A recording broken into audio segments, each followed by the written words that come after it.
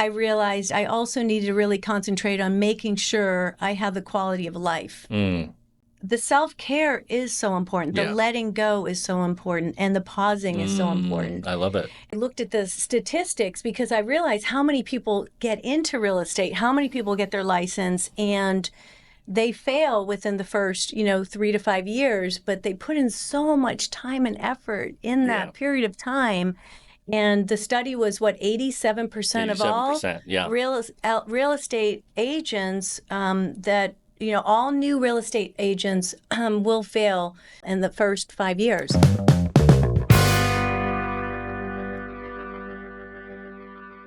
And we're back, everybody. You are seeing some new digs here. The studio's brand new, and Jody and I agreed that we would make her our first official podcast episode in the new studio. We're really excited about that, and always honored to have you for us and with us. So thank you, Jody. Thanks. Great studio. Yeah, beautiful. Right? It's beautiful. Well, I do think that the real estate industry, especially in Orange County, I think maybe LA does it better because of the entertainment side of things. But Orange County is this whole type of studio is not really readily available in our marketplace. And my vision was to be able to, offer this up to realtor partners and have it just be plug and play, but have it be first class and upper echelon. And I think we pulled that off. Perfect. It's perfect. I appreciate you coming in today. There's a lot to talk about today. We could talk about the market and all that. But the first thing I want to jump into, there's the main topic that we're going to focus on about maybe stigma tied to realtors about whether or not they're overpaid or work hard, right? Yes. Everyone knows that. If you're on social media, they get a lot of crap. But before we go there, the thing that resonated the most for me off camera when we were talking, you were talking yesterday you went surfing? I did. Yeah, and it's really cool, right? It's super inspiring to me because I was always terrified of surfing, one of those big waves over your head and trying to figure out how to catch that wave without eating it. But you had a rough day in the water yesterday, is that right? I did. I started surfing years ago as really a mode of therapy because I realized, oh my gosh, this business, it's a lot. It's very emotional and, it's stressful. And so surfing really became my outlet. Yeah. So I found myself yesterday when I got up, I was like, boy, I've been under a little bit more stress with work and a lot more emotions because there's a lot going on. And I thought no matter what, I'm getting in the water. And I have a little surf group, which is great, a group of 7 women that we've stuck together for a long time. That's awesome. And we got a handful of us out yesterday, but it was not pretty. Yeah. It was not pretty. Yeah. It was, it said 4 to 5, but it was jumbly. It was just bringing you down. And I got held under for a long time and then also kind of got stuck on the inside. And I don't claim to be a great surfer. I claim to be a decent surfer. So you've been at it for a while. But it was like a lot of work for an hour. And I got out and I'm like, oh my goodness, I survived that. I actually even got hit a little bit on the head with my board, which was stupid. Oh, wow. How do you feel after a rough day like that? Is it invigorating or are you exhausted? I'd say I'm more invigorated than exhausted. I mean, I have a little bit of exhaustion, but usually we get out and we're just happy, we survived that. Yeah. That's what I find inspiring because I'm a big wuss when it comes to waves. I like going out to the beach with my boys, Huntington Beach resident. But, when I see you girls out there shredding it up or whatever on crazy waves on a choppy day, it's pretty fucking cool. Sorry. It's really cool. Oh, my gosh. Well, and it's funny because I only caught 3 waves, but it does feel like an achievement. It really does. Yeah, so, for sure. Again, for someone who's been surfing their whole life, I didn't start surfing until I was in my late 30s. So it's late been a 30s. minute. Yes. How long did it take you to actually learn to really hit your stride with surfing? Oh, wow. And again, I started it as a therapy, but I realized how challenging it was. Yeah. Even though I played sports growing up, I always have done a lot of things, many things. But this was a challenge. Yeah. It started with, again, a group of women. Our kids were at a surf camp, Indian guides, and we saw them surfing. And we're like, you know what, we could do this. And But I didn't know I'm you started telling in your you, late 30s. That's actually really cool. it took a long time. I remember just learning in the whitewater. Really? Okay. Yeah, it was very embarrassing, and your board's flying, and you knew we were awful. We were just Yeah. awful, but we stuck with it. We really stuck with it, and we watched each other grow. And that now we take surf trips that are That's really Nicaragua, neat. That group Costa of friends, it Rica, sounds El like, stuck Salvador. with you. Mm-hmm. Oh, okay. And Yeah. you're traveling internationally. Yes. Wow. So Yes. it's become a real sense of purpose for you, obviously. It has, and it is part of that. When we talk about community, Yeah. how we need that is one of our So true. pillars. So true. I really believe community, and that you have that in so many places, or hopefully you have it in more. Even Yeah. if you have it in one place, it's great. But that's a community for me. The There's a surf. lot to unpack with what you said there. Community. I can tell you some of my happiest times is when I'm either at the office and the team's here and we're driving together and working hard. Yeah. For me, it wasn't surfing. It's funny, I have my garage gym and I like my solitary confinement with my headphones and doing my workouts. But there's something to be said, like for years, I did group fitness, CrossFit. Okay. And like That's hard. some of my coaches became lifelong friends, and people in the community reach out to me, and they're also clients now. You know what I mean? Yeah. I look back on that, and I'm Yeah. like, now I'm starting to wonder, ooh, maybe I need to get back into group fitness based Right. upon what you're sharing with me. It makes a lot of sense. Yeah. No, it's great. I mean, you do build a community. Yeah. Yeah. And the relationships, we lean on each other for everything now, with, family illness, death, all the things that happen that, you're dealing with in your lives, right? And we support each other on a very high level, Yeah. which is nice. It's funny. The same could be said, I think, just transitioning over to work and what we do for a living, real estate and finance. Yeah. My business partner tells me pretty regularly he would have zero desire to do this business without me.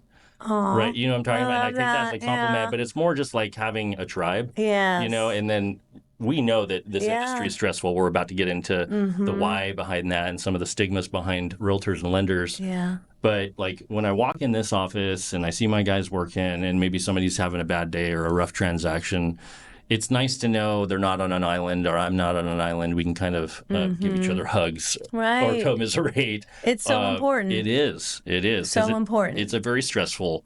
It's a very stressful business, and let's go ahead and jump into that topic. It would be very lonely on Right? your own.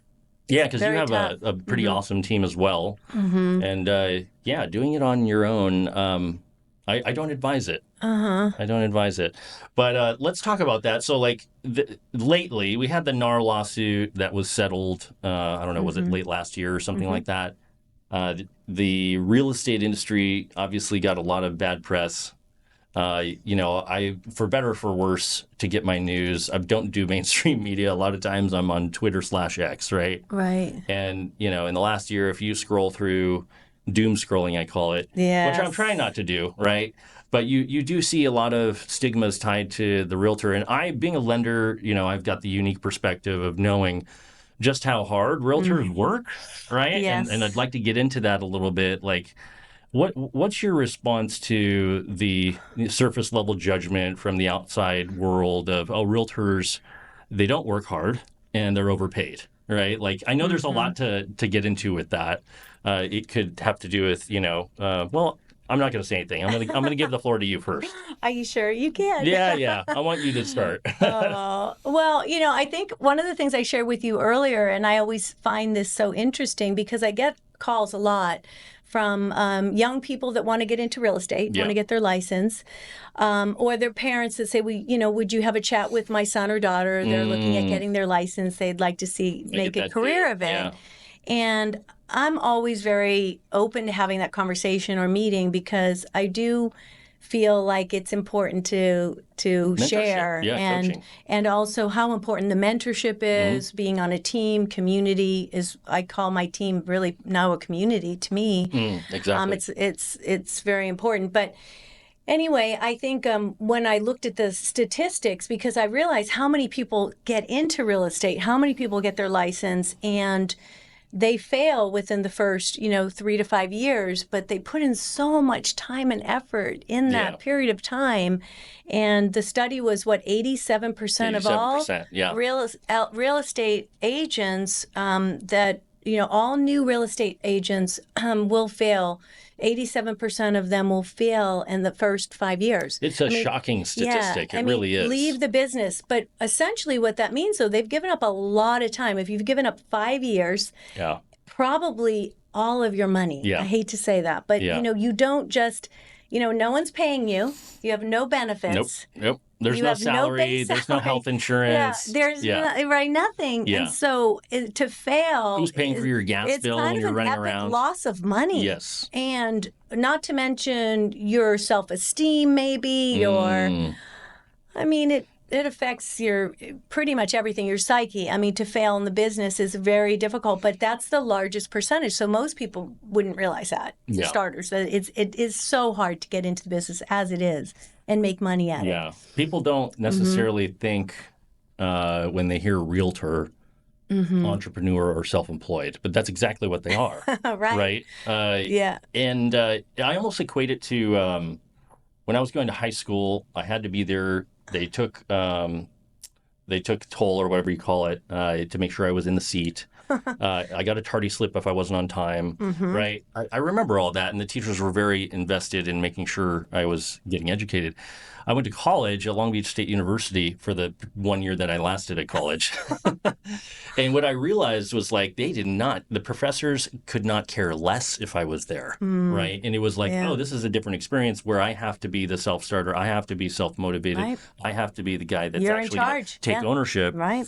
And, and I've seen people come and go in this industry, and I don't have judgment or negative feelings around it. It's just they've attempted real estate, right? Or on the loan side, an NMLS license, and they realized, Right. people are mean to me. This is a lot tougher than they thought. Rejection. Right. There was plenty of days in my 20s going home from work from my mentor's office, which I drove to in the heart of Anaheim Hills off the 91 in Tustin for 9 years. Wow. From Fountain Valley. Just to be around mentorship, by the way. Yeah. But I would go home in tears. It was worth it to you, right, to have the mentorship. I had still. to. Yeah. But it wasn't easy. No. I would go home in tears in the car just to get it out before I had to go home and be with my wife and kids. Because it was oh my gosh, this is mortifying, incredibly difficult. And I think that there's so many things to talk about in this space, but what gets lost is the psychological and emotional toll it takes in those first 3 to 5 years while you're trying to not fail. Yes. Does that make sense? 100%. And not to mention, even if you get through that 3 to 5 years, so you're in that 13%, right? Yeah. So now you're in that 13% of the agents. Now, take it a step further. The average agent in California makes approximately $75,000 a year with no benefits. Yeah. And we all know what benefits cost these days. With no benefits at all. Again, and that does not, and none of their expenses are paid, and it's a high expense business. Well, very high expense. Yeah, the basic foundation of being a realtor is owning a farm, right? And door knocking and pop buys and mailers, and that's not free. No. Right? No. It really isn't. I'm sure you have stories about what it took to get recognized and build your brand, and the marketing aspect. It costs money. It does. It costs a lot of money, and that's why, my heart is really soft for agents that are working hard out there. Part of the reason for building the team was also just, I really did feel like being able to really include and really it's almost like a life develop, right, yeah. Develop a program and a plan that would start to also elevate other people, so elevate other real estate agents, and that we could build a community and support each other. Yeah. So that, because we do know that if you're doing it on your own, not only are you, maybe you're at that $75,000 less all of your costs, which are huge. Yeah. Costs are huge. It's everything from gas, never mind, marketing, whatever you're doing for your mailing. Showing properties in a low inventory environment. So it costs a lot of money. And then meanwhile, while you're doing that, you're giving up birthday parties, celebrations with friends and family, things that, because you're at the beck and call of your client. So I do know how challenging it is. So I never, when someone says, oh yeah, this is just easy money, they're going to make 2 or 3%, and they only equate it to that one commission. Yeah. And I know what really is happening with that is that they're only getting a small percentage of that at the end of it all. Yeah. And especially when they take out all of their costs, never mind their time and energy. Yeah. And to your point, the emotional and the physical stress that it causes. So Yeah, which is impact on marriages, right? Your yes. relationship with yourself and your family, and like a lot of for me, I knew I'm better at it at this stage of life, being a little more evolved. Not great, but better. You are, you are. When I was stressed out as a younger person in this business, everything went by the wayside for me. Right. In other words, I wasn't making good choices with nutrition and food.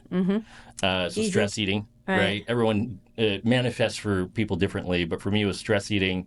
And then I would be like, I'm not doing this hard workout today. I'm way too stressed out. Right. So now I'm like, now working I'm not. against it. Yeah. Yeah, you're working against Right. it. Yeah. And then that can kind of become a bit of its own spiral, so to Yes. speak. So you really have to be careful with that. And you need the life preservers, like Jody creating a team and a platform, coaching mentorship, and just a space to be around it.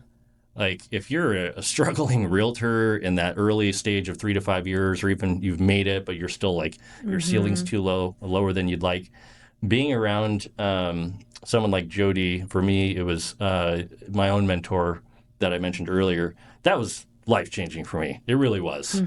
But anyway. No, 100%. I think that it's underestimated for sure what's needed to really thrive. Yeah. Not just survive in the business, but thrive. Because thriving, you want to thrive in life. You don't want to just, be hanging on like I was in the waves yesterday. Yeah. Well, we talked about like you and surfing, how long it took to become proficient at surfing. Was it a 3 to 5 year journey for you in the real estate industry? Like before you feel like, okay, I've totally made it. I'm not like worried about money anymore. No, I never really felt like that. Oh, really? Well, I would say just like with, somebody asked me this just yesterday because I was on a mindset call and I do a health and wellness sort of piece of this mindset call at 6 a.m. with a lot of agents around the country. And I think it's making good choices and making, really creating the best habits in your life that you can, right? And if you can stick to that with almost anything, doesn't matter if it's real estate or something else. It's applicable to more than just business. And so I think even with surfing, I knew I needed to get out there enough. I knew I needed to practice enough. I knew it wasn't going to happen overnight. Yeah. And I feel like I sort of had that same thinking with real estate. I needed to really commit to it. And no one is going to hold me accountable but me, like you said. Yeah. No one's going to tell, you've got to go out and knock doors or make so many phone calls or be at so many open houses. So it is very much a self-discipline, which is hard for, think about it. There is no perfect map. No one's going to tell you exactly what to do every day. So guess who has to do it? Right. So I think a lot of it is really you making a commitment, sticking with it, and being it. I didn't have a 3 to 5 year. It had to happen then, but being curious, being willing to improve. I am kind of still obsessed with being willing to improve and being curious about you just so constantly seeking and learning and growing. So I don't know. And sorry to cut you off, but I don't know that 3 to 5 years was even. I never really thought about it that way. I think I was just always thinking about getting better at it, and then eventually I realized I also needed to really concentrate on making sure I had the quality of life. And so that was a different evolution. And what did that look like for you? Like what changed or what did you have to change in your business to improve your quality of life as you grew in the industry? For me, it was like finding a good partner, growing the team. But like, what did that look like for you? Well, similar, having the right people around you, the right people to support, building a team also takes more energy in some ways, but then you can have more support, more of that community feel. What I'll tell you for me is I took a big step back in my earnings. For about 4 years. I was like, oh, is this the right move? Because handing out referrals and putting people on payroll and paying for different technologies. And it's like, okay. There's a big sacrifice at the beginning. There really is. There really is. For me, it was like I just knew that it was unsustainable for Jason Thibodeau to continue to be a one-man show. And while I probably was going to earn more money for a little period of time doing it that way, my work-life balance was absolutely horrible. Right. Yeah, you told me about that, and I'm glad that you're back to a better a much more improved work-life balance, and making some really good choices to do that. And that's like sobriety. Yeah, that was huge. And that's huge. Yeah, and huge kudos to you for that. Thank you, Jody. That's a big. I mean, and that's a huge choice that only you can make. Yeah, only you can make. Yeah, what I realized about sobriety is now that I'm on the other side of it, and so in sobriety, like you have to want to receive the help. You know, I was really excited in my sobriety after that first year, and I'm like, oh, let me help this person, that person. They're like, back off. Like, oh, okay, got it. You have to be ready, and I've got zero judgment around that. Everyone's got their own experience and process. Plenty of people have a healthy relationship with alcohol. You know. I didn't, and it became unmanageable. That was the biggest factor for me, is like, this is a high stress business. It just is. Right. And finding the healthy coping mechanisms is key in creating those habits, right? Because left to my own devices as a human being, it doesn't work out well for me. I didn't feel you were going to say something like that. I've just noticed that. And it's like as simple as, you know, the commitment of brushing my teeth in the morning, flossing and brushing at night, right? That's like, what else can you do in your life where you're implementing that, where, I don't really feel like brushing my teeth and flossing tonight, but I know I need to. Where does that fit in with your workouts and your, you know, who you're surrounding yourself with work to make your life better? I mean, the big secret for me, Jody, was just surrounding myself with good human beings. Absolutely. Honestly, technology's nice. Right. Fancy offices are nice. Right. It's the human beings that you surround yourself that made the biggest difference for me. Well, and I think you brought up a good point. You know, starting the team, I never thought about I want to make more money at the business. No. So I think that helped a lot. And fortunately, that was really helpful because I realized I wasn't making more money. I was working harder at the beginning. Yes. So so all of what I had heard was true. They said, "Oh, don't be fooled. You're going to build a team. You're going to work harder, and you're going to make a lot less." I was like, why are we doing this? Yeah, exactly.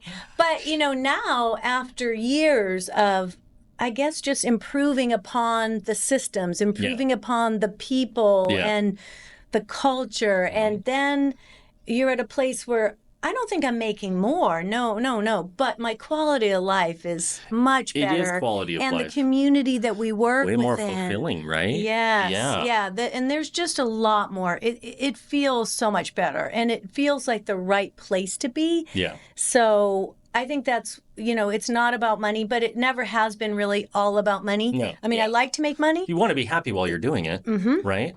Have fulfillment. You don't want to be losing money while you're doing something. No, like we don't want to go bankrupt, right?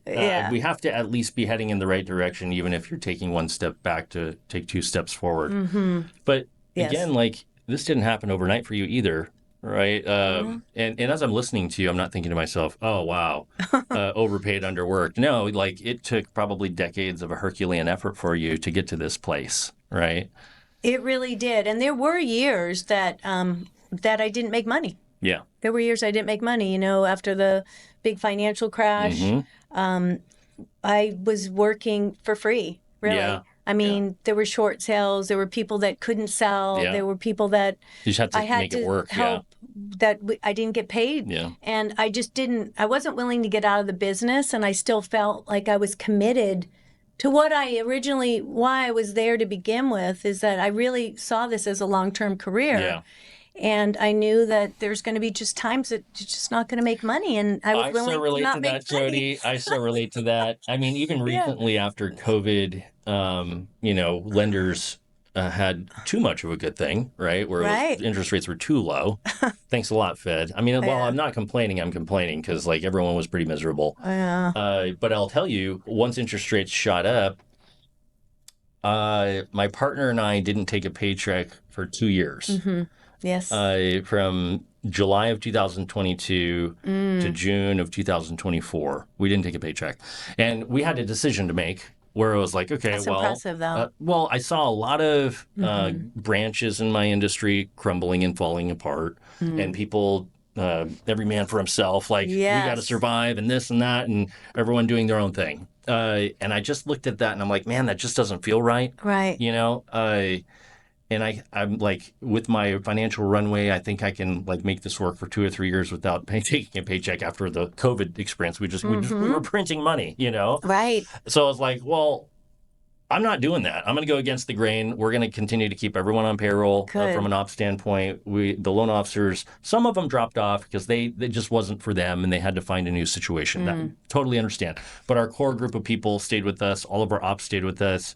And now Nice. we're, come full circle in 2025, halfway through 2025. We've moved into a nice building. We've upgraded the studio. It's beautiful. Our profit and loss statement is profitable every month. And it's like, oh, thank Yay. God we stuck with Yay. it, because Yes. it's like we Yes. could have let fear be the driving factor. Right. And the collateral damage of everything we just worked 10, 15, 20 years to create is gone. And I wasn't willing to let that happen. Right. Stamina. Yeah. Endurance.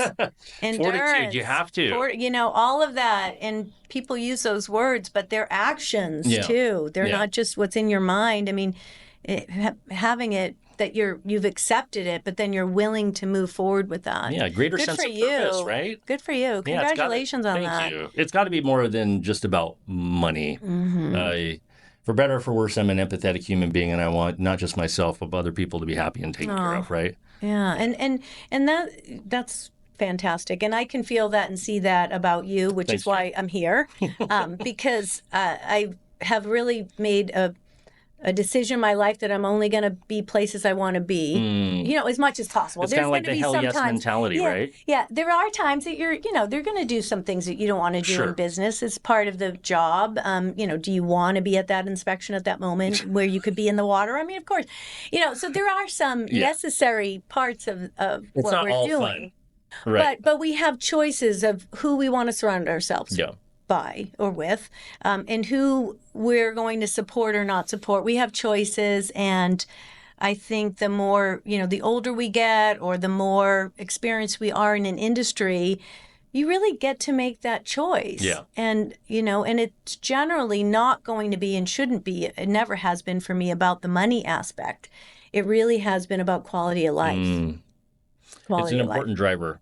Yeah, and I understand in the beginning stage of a realtor's career, Maslow's hierarchy of needs. Just get your basic needs met. Yes. Get your basic bills paid, food and shelter, right?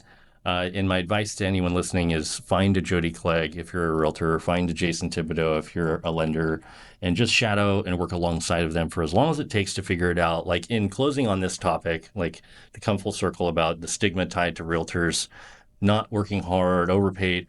Like, I've got one realtor that I work with comes to mind. She's a single mom, right? And she works her butt off. And it is a struggle because she's a buyer's agent. She's trying to build her farm with the listing side because she knows she needs to. And just managing all of that and watching the stress levels at a fever pitch more often than not, and just wanting to be holding space empathetically for her and trying to help her where I can. I can't save her, but I can be a support system for her.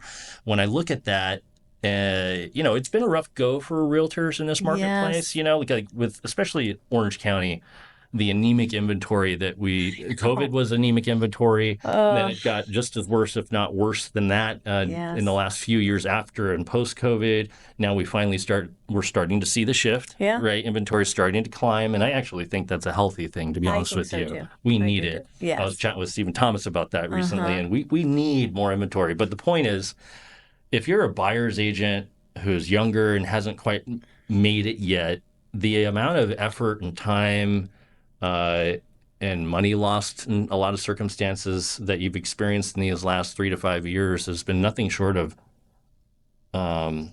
traumatic, is I think the word. It is traumatic. And I just, like, as a way to close out the conversation about this stigma, it's just, I'm telling you, it's just not true. And, sometimes I think people look at the agents that have been doing it for 20, 30, or 40 years that make it look easy, and then they make the judgment call.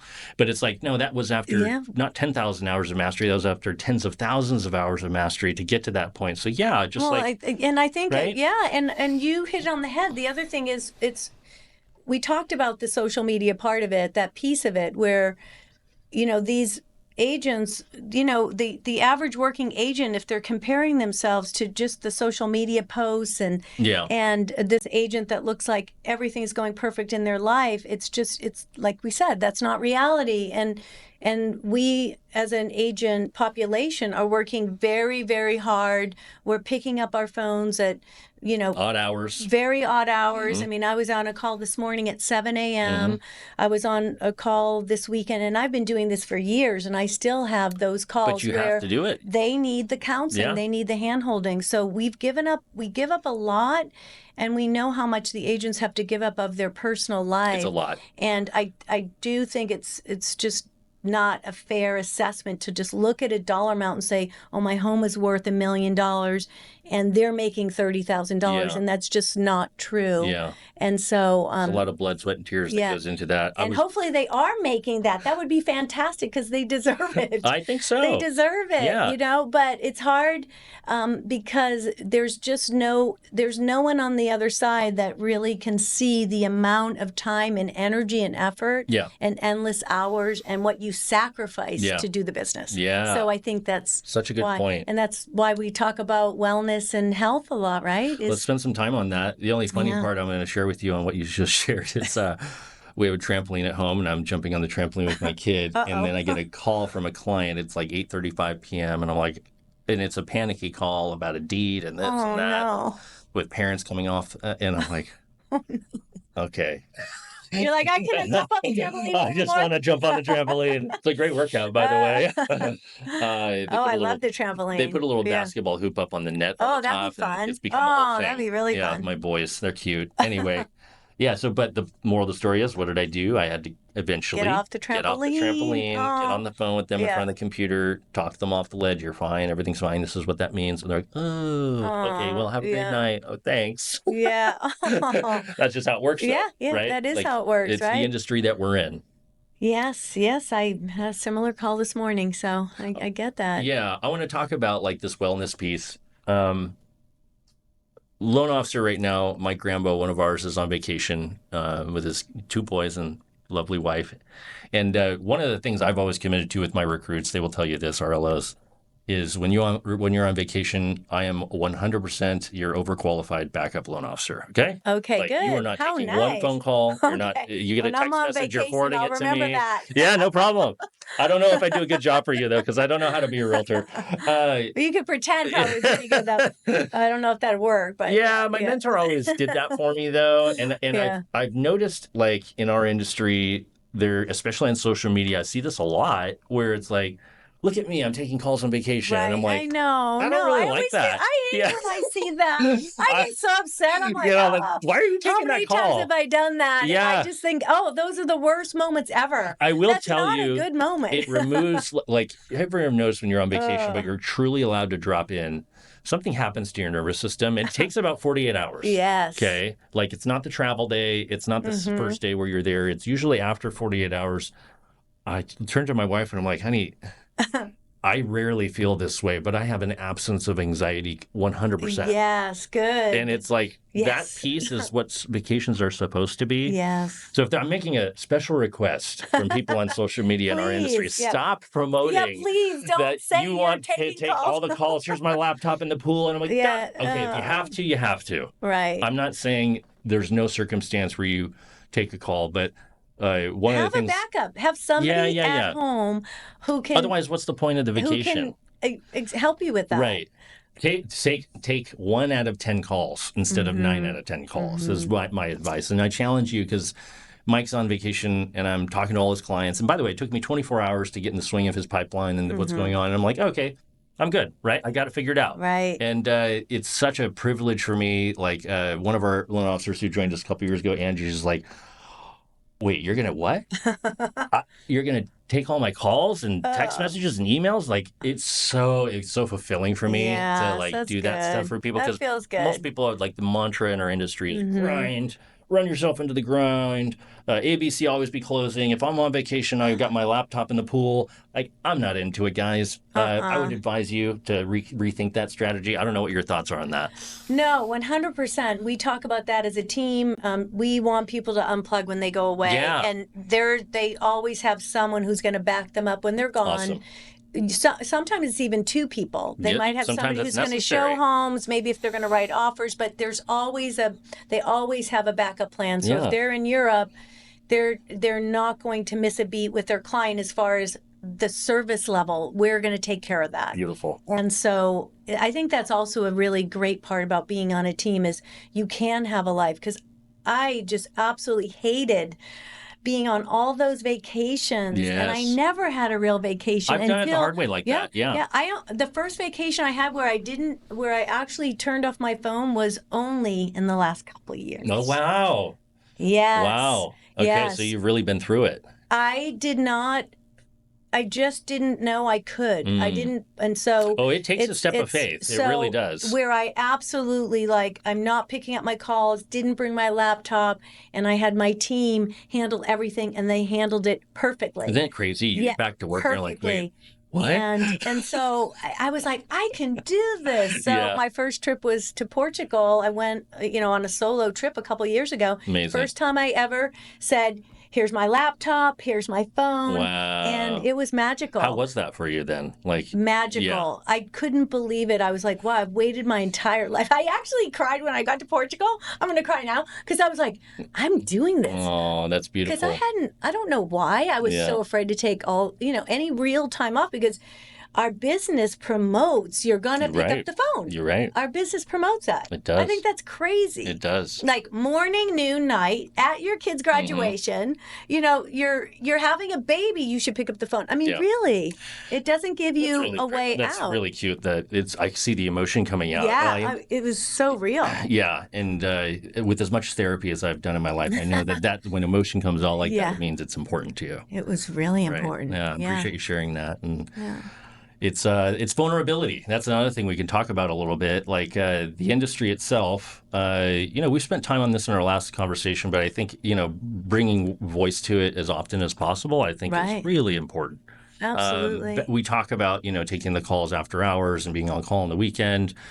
But there's also a line that shouldn't be crossed, right?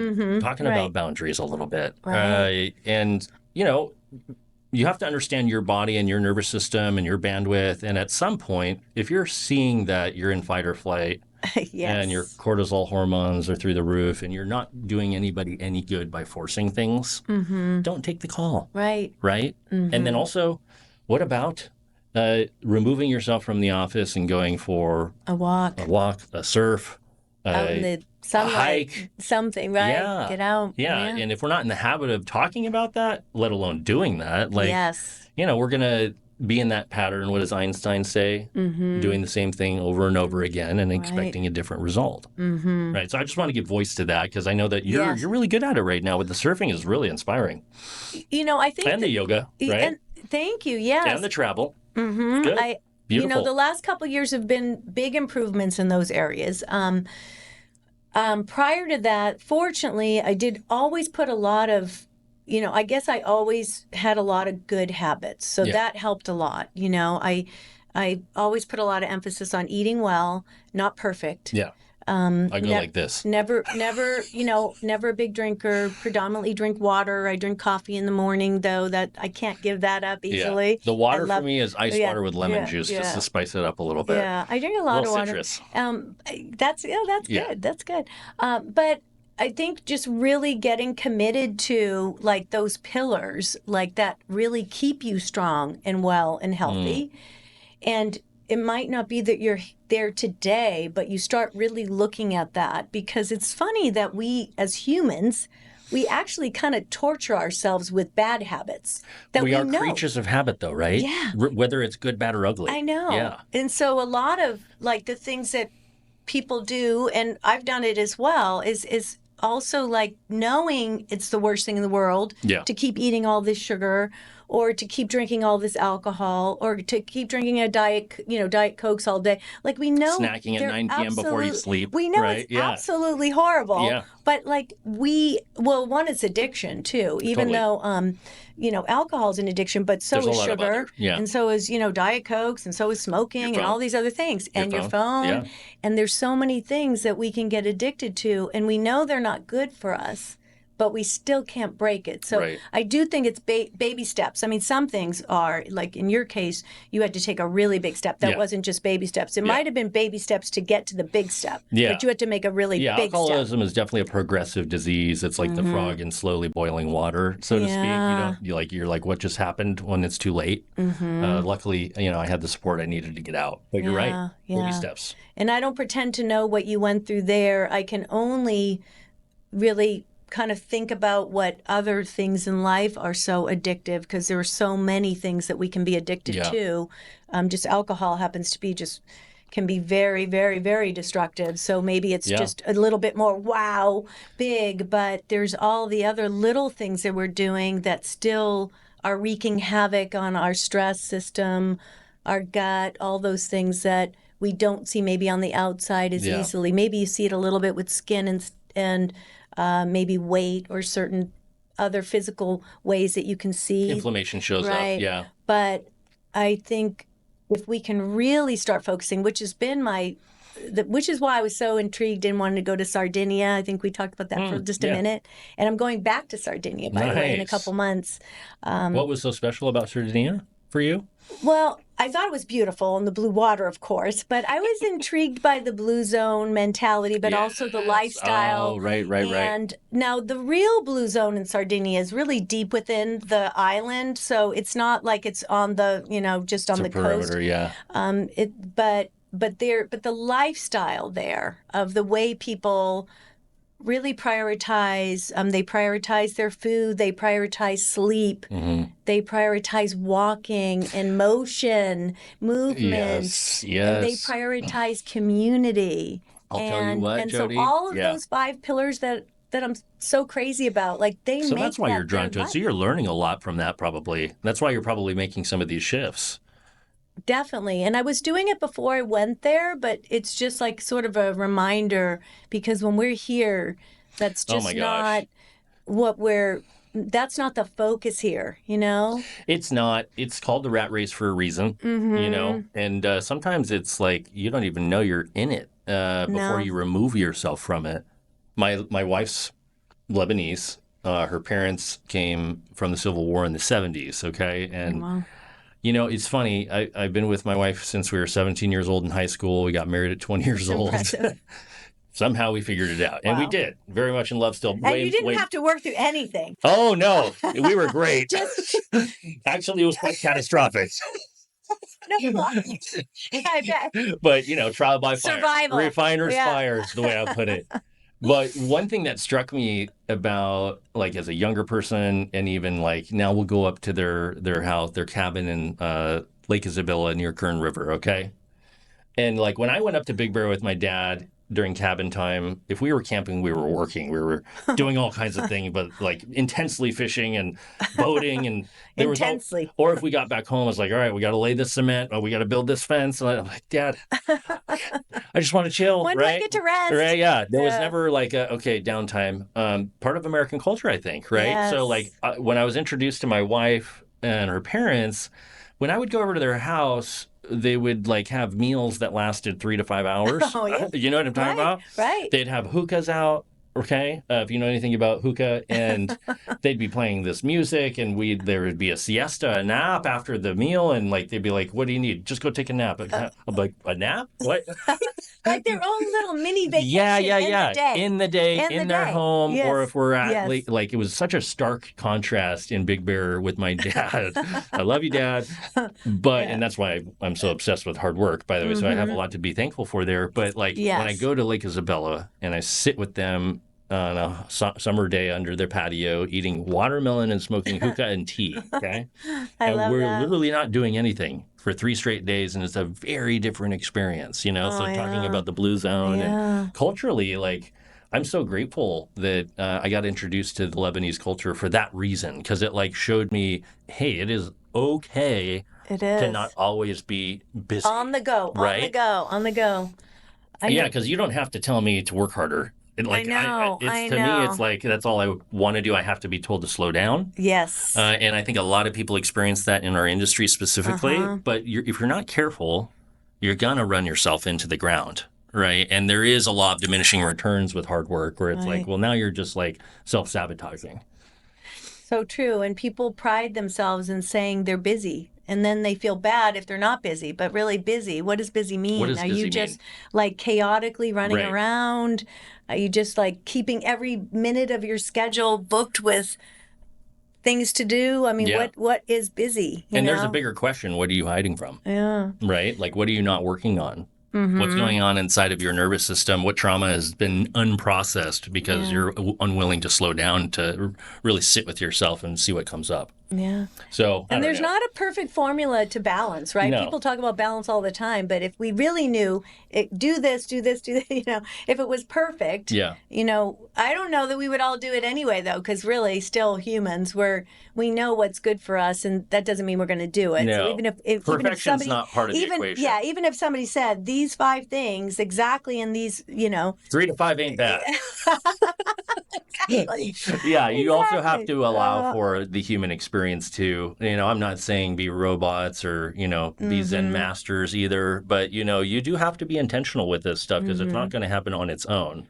It just is, it's No, not. and life happens, and we can't control the things Right. that also come our way a lot with the business, the market, the interest rates, Yeah. right? All the things that we have zero control of. Yeah.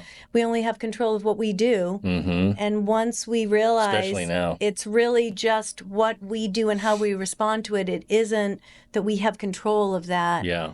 And so I think that's where also some of the balance has to come in, is to be at peace with who you are to begin with Mm. and just keep really doing the best habits you can, make the best choices, Yeah. and make your commitment to self-care, because no, you're your only advocate, right? Just like you're the only person to really get you up in the morning to do what you have to do. It's still you. Yeah. It's still going to be Jason, not Yeah. someone else. So your commitment is really to yourself. Yeah. And the community around you want to support that. So you want to be around people that support your good habits, not Yep. support your bad habits. So there's another thing there, right? Yeah. And we all have blind spots, don't we? Mm-hmm. It's part of it. And you're in your emotional bubble, and it's hard for you to see some of those things. So when you surround yourself with people that truly love and care about you and are good human beings, whether it's in the family space or the workspace, Right. believe me, you're going to grow. Yes. Yeah. Yes. So what are, when you're thinking about, I know we want to talk about a little bit of health and wellness. What do you feel like you're thinking about those things a lot daily, or what is your focus? Yeah. Yeah. Well, a lot of that is manifested here, right? Like, if I wasn't following my heart and what I'm passionate about, I'd still be working for somebody else as a one-man show loan officer, right? And Okay. I just knew 15 years into that, he was going to make me miserable. Yeah. Yeah. So part of it you saw is, that. what do I need to do to build a space where I can work and be with a Jody Clegg and really talk about beautiful things that get me excited, right? And also, isn't it funny? The natural byproduct of focusing on what you're passionate about means more business. Right. It just does. It does. Right? It Like, does. if you can force your will and like grind it out and come here, business, and let's do loans together, be smothering and high pressure. And it's like, that's fine. That's one way to do it. Right. The other way that I found out actually works is showing up authentically, working on things you're passionate about. And isn't that funny? The Lord works in mysterious ways, the universe, whatever you want to call it. Things come your way as a result. Yes. So like that's been my thing. Like, yes, I have a garage gym and I know it's honoring.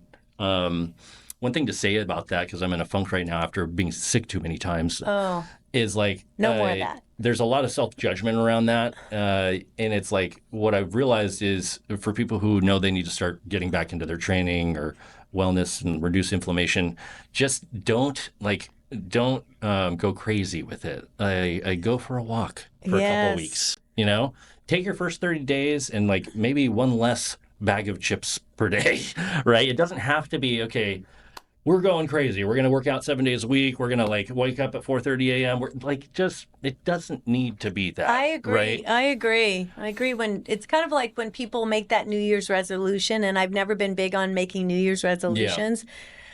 I always think, make your change when you know you need to make your change. Because when you're doing it just based on it, like there's another reason, an outside reason that you're just doing it because everybody's doing it. It just never really sticks. But if you just make a commitment to like, okay, let me, I didn't do well yesterday with my diet or my exercise, but tomorrow I'm going to make an effort to get out and go for a short walk. Yeah. And it could be the smallest And you changes build that on that, though. Yes, that's what I like. It takes on a life of its own quickly. Yes. And you have a choice to be completely high pressure on yourself and stressed out and feeling heavy around it and angst. And you can get there eventually doing it that way. Or you could just let it evolve gracefully. Yeah. And big things have small beginnings. Just take 30 days and slowly but surely build towards it, and it'll happen. I feel like I have like a couple little things I do that help with that. And that is, I don't even remember at one point I listened to a podcast or somebody spoke about the concept of pausing, right? Pausing before you respond to, something really... Stimulus versus response. That's my favorite quote. Yeah.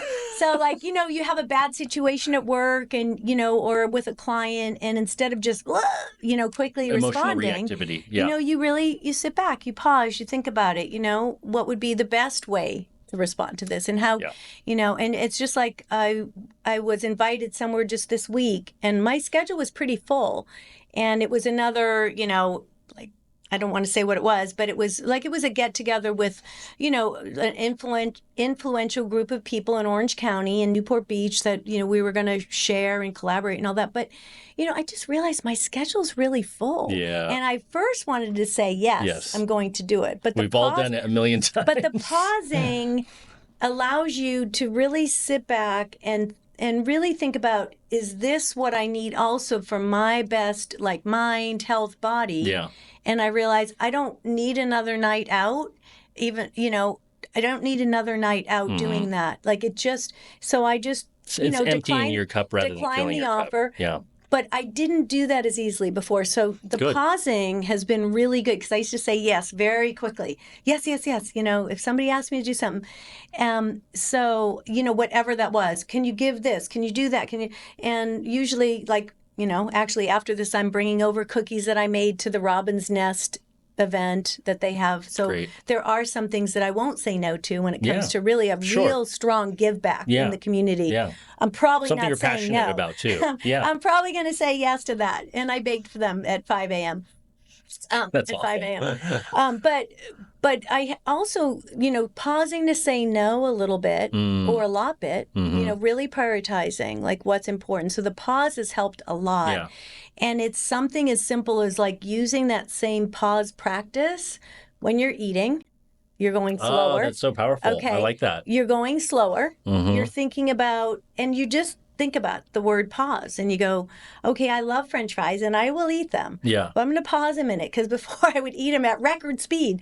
That sounds like me. I also grew up in a big Italian family where we just ate fast. Yeah. Like, I'm amazed at people that can eat slow. I can't either. I am amazed. You and me are in alignment there. Now I look, I go, oh my gosh, my whole plate is done and you still have like half your plate.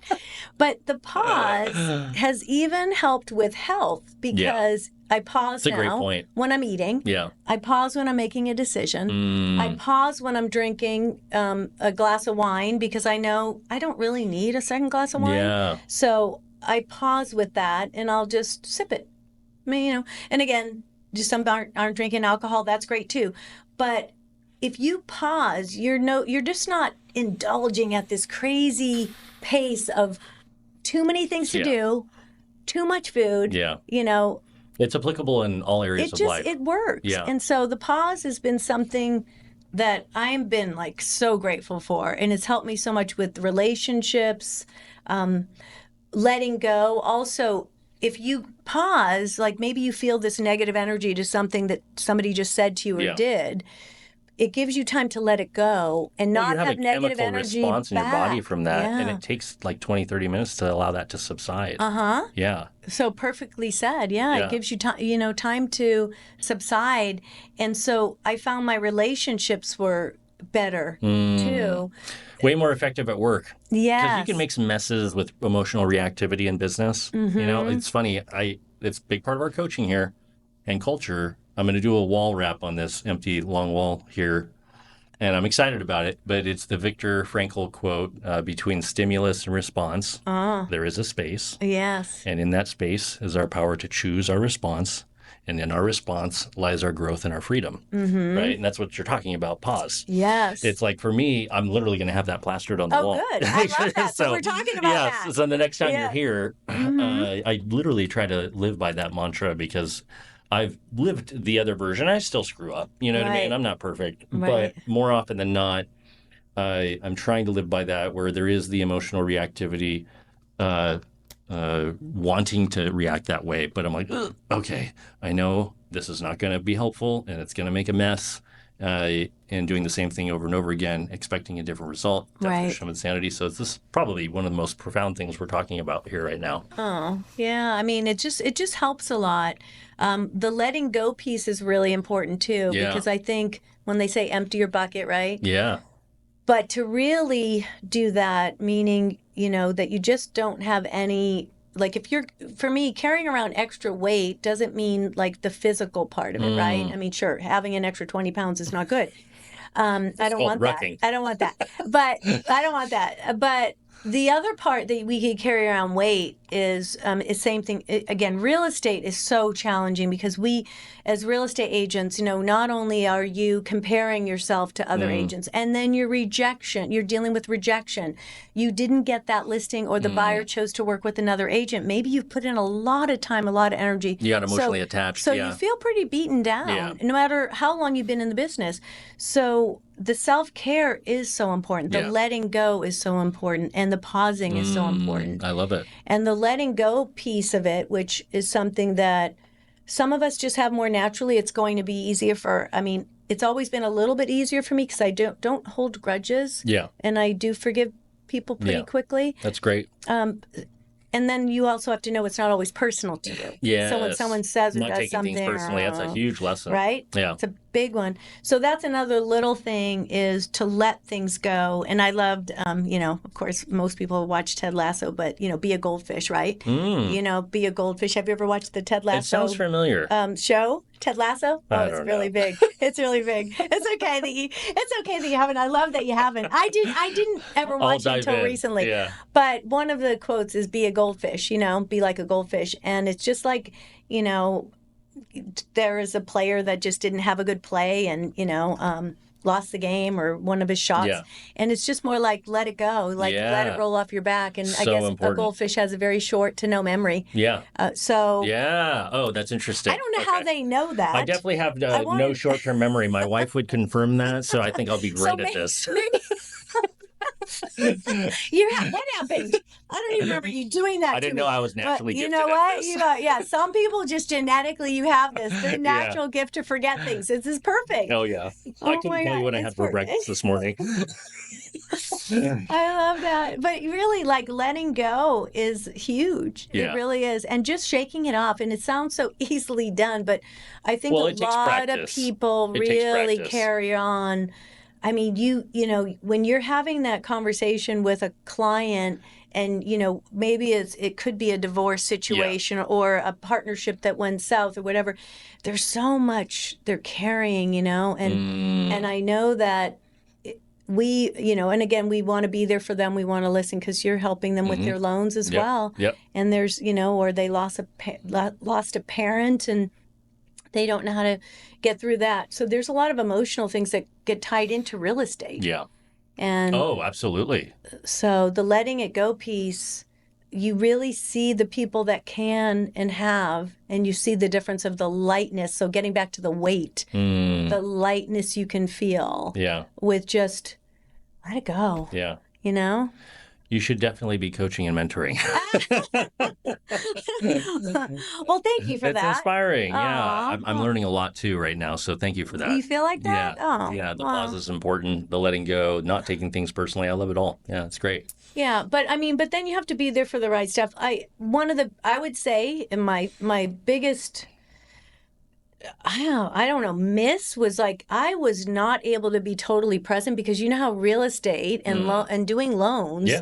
they're so all consuming that It there is. was like a period of my time that I swear the kids would come home from school, and even though I would make them food and their You weren't friends could present. come Yeah. over, I was like, what's going on? Like, Yeah. what's going on? Like, I was like I listening to know. what's going on to all my clients. What's going on now? Yeah. You know, and I've been there and I it's- struggle with that. And I don't blame being judged for that because there was no question. Like, Yeah. without a doubt, my kids felt it. I was married at the time.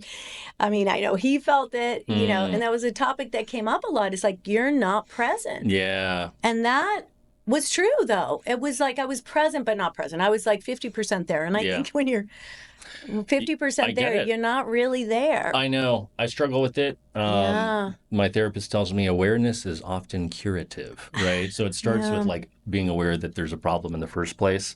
But again, we're human. It's not going to be perfect. We're working on it. But it starts with bringing voice to it and realizing it's a problem, and then also asking for help and just doing the work. Yeah. So it's and then learning. The biggest learning lesson for me with personal development work is like really being in acceptance of the not so appealing parts of my personality. You know, Yeah. because we do want to get better, Yes, but we also do. don't want to torture ourselves with self-judgment either, No. right? No. I mean, we're all human, and we all have. I mean, we're just not perfect. We're imperfect. We're Yeah. imperfect in almost every way. Yeah. And so I think it's just why we have to stay focused on good habits and being in the work, you know, you have to be engaged and in improvement. it. Yeah, intentional. So hopefully people found value in this because I know I Yes. did. Okay, good. Honestly, we're getting pretty good, and it's only our second go at this. Good. I like it. I like it. Yeah, I'm excited to meet your team too, by the way. Yes, Yeah, I we're think very it's next excited. Tuesday. Yeah. Hi, Jody, Clegg's team. I hope you're watching this. You better be watching this. Yes, they're going to be watching it whenever they get to see it. Yeah, for it'll be sure. exciting to meet them. Yeah, no, it's been great being here. And Yeah. I think this is really important because just like the one good thing about social media and about this crazy, when you think about just now, Chat GPT and all these levels of technology, is there is now a stronger awareness to some of the things that, we just didn't really know growing up, or it's right out in the open. It's kind of everything, the good, the bad, The and good, the the bad, ugly. and the ugly, yes. It's all out in the open now. And there is a lot of good. And Yeah. and we're going to learn more as we go that things we think today are some of the main things are always going to be focused on, like the main focus, right? Yeah. Some of like food, just sleep, food, movement, all of those things, right? Those are not going to change, but it's just like how to do it better might change. Yes. We might learn that'll more. evolve. Sure. But, like I never knew, like even how much the sunlight in Vitamin morning. D. I Yep. had no idea. Like luckily I've been out in the sun, as you can see, and that's a natural, like beautiful. just Yeah. place to go for me. But all these things we're learning. So Grounding, I think we're learning more all the time, and we don't want to get crazy about it that we have to change every single minute with some new. Please don't tell me we can't drink coffee. Please. That's like on and off. It's good for you. It's not good for you. It's good for you. It's not good for you. I can deal with the wine, but just not like coffee. No worries on the booze. But I know. coffee is like the deal breaker. I have to have. I know. I'm a coffee nerd with the fresh grounds in the morning and doing my own thing with all the bougie stuff. But we know excessive coffee isn't great for us. No, Come on. no. I can't sleep at night. The minute you can't sleep at night, your adrenal glands are telling you stop it. Yeah, your body tells you naturally what's going wrong, and we do have to listen to that. You have to listen. You have to listen. That's a great way to close. But let's, for newer agents looking for a good team and mentorship, and obviously, as you could tell, really beautiful culture and energy, I would highly encourage you to have a conversation with Jody and her team. Oh, thank you. It's something that I know that changed my life with good mentorship. Like start to freak out if I think about what would happen to me if I didn't have that mentorship, right? Yeah. It shaped me as a man. So you have to seek it, though. It's not going to just Yes. fall in your lap. And how do they get a hold of you? Just remind them on maybe Instagram or website. Yeah, well, I mean, follow us on Instagram. You can message me on Instagram if you want. You can call my my office line. We can share that if Yeah, you want sure. on it. It's pretty easy to reach. You know, we're very selective about now. You know, culture first for Yeah, us. yeah. Versus we love a productive agent, preferably somebody who's had a little training. Sure. Would be great, Yeah. but culture is definitely first. Like we want good people. Yeah. We have all high integrity, just very kind.